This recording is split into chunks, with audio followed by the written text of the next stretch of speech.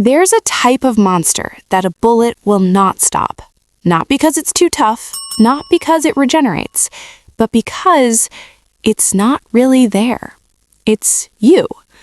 Because right now, in April 2026, something is happening with Silent Hill that almost nobody is connecting the dots on. 20 years since the original film, a brand new movie out since January, and a new game, Townfall, releasing this year in a setting nobody expected, built by a studio that last made something people literally called the spiritual successor to PT. 3 different Silent Hill projects, 3 completely different audiences, all colliding at the moment, and that's not a coincidence. Today, we're going inside all of it, because the monsters at the center of every single one of these stories share exactly one thing in common. You cannot kill them. And we need to talk about why. Let's start with why today specifically matters. April 21, 2026. 20 years ago, on this exact date, the original Silent Hill film arrived in cinemas. $50 million budget. A director, Christoph Gans, who spent 5 years just negotiating for the rights. 5 years to prove to Konami that he understood this world deeply enough to be trusted with it. 5 years before he was even allowed to write a script. The film made $100 million. Critics were mixed. And then something happened that almost no video game adaptation can claim. It survived. Not just survived, it became the benchmark. The visual language Gans created in 2006, the otherworld transition, that peeling, burning reality shift, the ash falling like snow, and of course, Pyramid Head dragging that massive blade across the floor. Yeah, you can hear that sound right now, can't you? Those images are still being referenced 20 years later. Gans calls it the test of time. And Silent Hill passed. And now he's about to get his reappraisal moment, because right now the 2006 film is getting a full 4K restoration, and the 2.0 generation, people who were teenagers back then, are now critics, creators, filmmakers, and they're coming back to this movie not just as fans, but with professional reverence. But here's where this stops being nostalgia and starts becoming something bigger. Gans is also the director of the new film that dropped in January 2026, Return to Silent Hill, based on Silent Hill 2. And this is the most psychologically sophisticated horror film he's ever made. Same director, 20 years apart, but the monsters he's putting on screen in 2026, they are far more unbeatable than anything you saw in 2006. Here's why. In Resident Evil, a monster is a biological obstacle. You shoot it enough times, it falls. Problem solved. Silent Hill fundamentally disagrees with that idea, because in Silent Hill, the monsters are not attacking you. They are you, externalized, rendered in flesh and rust. And that's why a gun doesn't work. Not because the monster is bulletproof, but because shooting your own guilt accomplishes nothing. Let me show you exactly how this works with 4 specific creatures. Pyramid Head is arguably the most recognized horror icon of the last 25 years, and most people who are scared of him don't actually understand what he is. He's not a predator. He doesn't hunt James Sunderland because James wandered into the wrong place. He follows James because James summoned him. That's the difference. James killed his wife. A mercy killing, technically. Mary was terminally ill, she was suffering. But James's mind, it couldn't accept that. To him, it was just murder. So Silent Hill gave that guilt a body. A 7-foot body with a pyramid for a head dragging a blade that sounds like it's tearing the world apart behind him.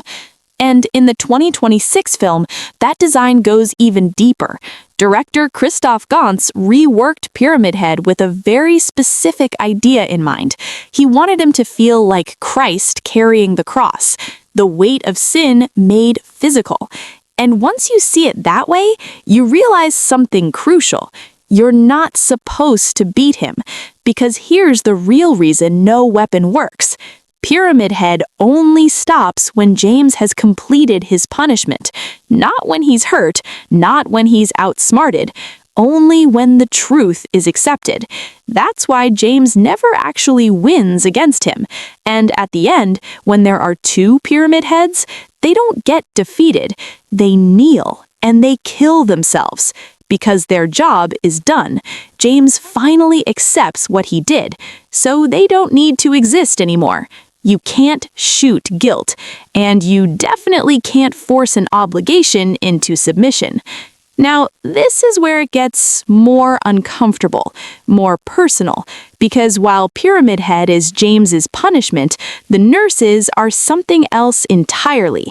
They're what he felt. For 3 years, James watched his wife die in a hospital. 3 years of machines, of routines, of slow, unavoidable decline. And during that time, he was still human, which means he felt things that people don't like to admit out loud. The nurses are that. His sexual frustration during Mary's illness, mixed with Mary's own anger at the system that kept her alive just to suffer longer. 2 kinds of pain merged into one deeply disturbing form, and that's why they're everywhere. They don't just appear once, they don't stay gone. They keep coming back. Not because they're physically invincible, but because they represent something tied to time, a period of his life that cannot be erased. You can push them back for a moment, but those 3 years, they still happened. They don't disappear just because you want them to. And in Return to Silent Hill, their design leans hard into that discomfort, the kind that makes you uneasy, even if you can't explain why. And that's intentional, because you're not supposed to feel powerful here. You're supposed to feel trapped inside something real. You can't fight your way out of it, you can't outrun it, and you definitely can't shoot your way through 3 years of grief. The 2026 film introduces a monster that has some horror fans calling it one of the most disturbing practical effects creations they've ever seen on screen. Abstract Daddy. 95% practical effects, almost no CGI. And this thing exists for one reason: to represent parental betrayal, specifically the abuse Mary suffered from her own father growing up. Yeah, it gets that dark. And the way this creature is designed, it's not just meant to look horrifying. It's meant to feel suffocating. The way it moves, the way it closes in. There are no gaps, no escape angles, no leverage. It's like being pinned by something you cannot push away. And analysts who've broken this down keep coming back to one line: you cannot shoot away a childhood. That's the entire point. It exists. It happened. And no amount of force changes that reality. And then, right after something that disturbing, the film does something almost cruel, because it gives you Moth Mary, the final encounter. And this one, it's not terrifying in the same way. It's heartbreaking. James doesn't fight her. He can't fight her. There's no boss battle here. No final weapon. What happens instead is described as a metamorphosis. Moth Mary attacks, and James doesn't resist the way you expect.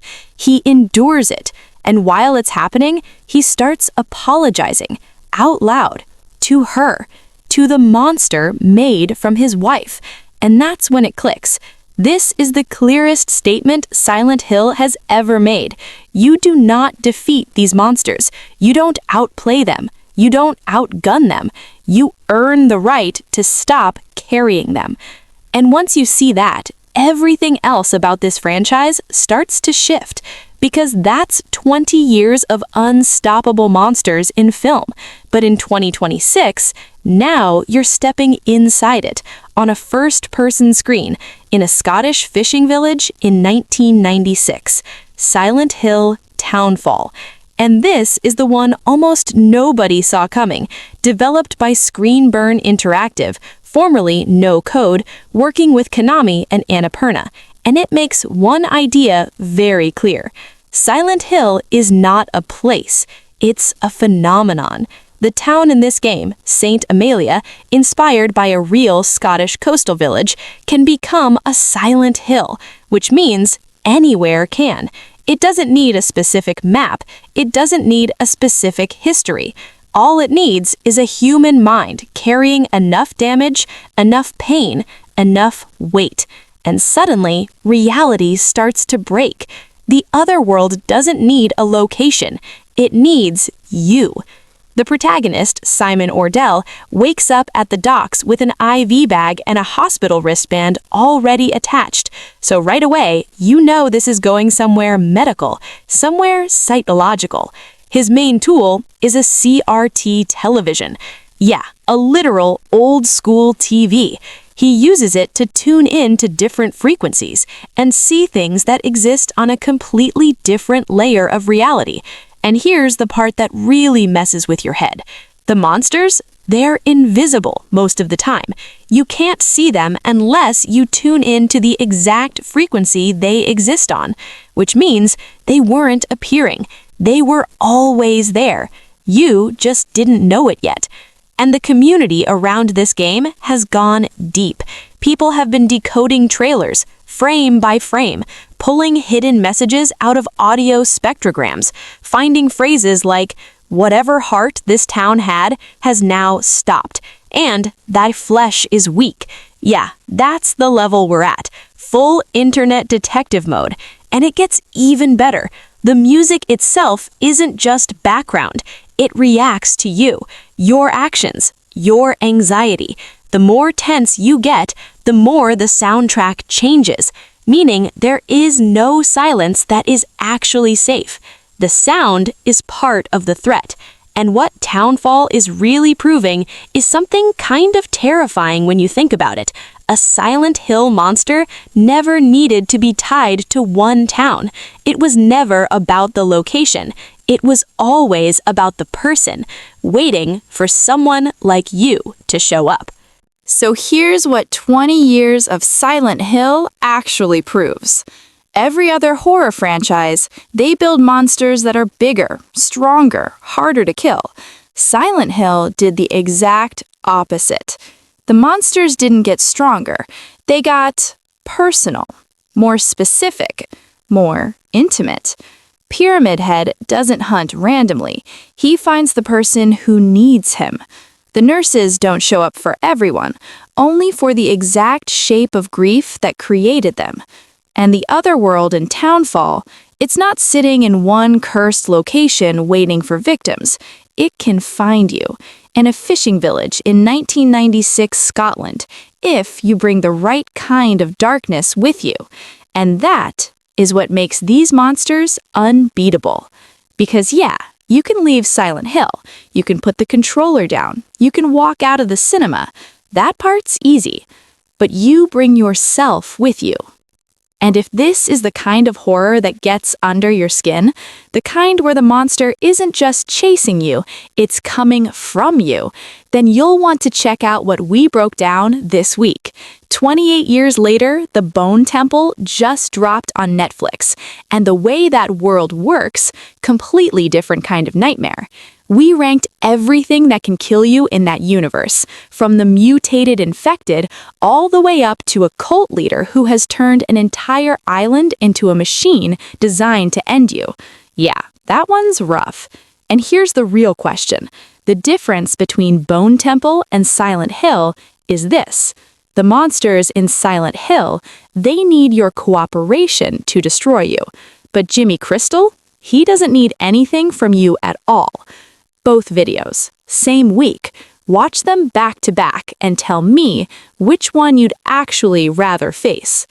Subscribe, because next week we're going somewhere else you will not survive. And this time, you might not even know why.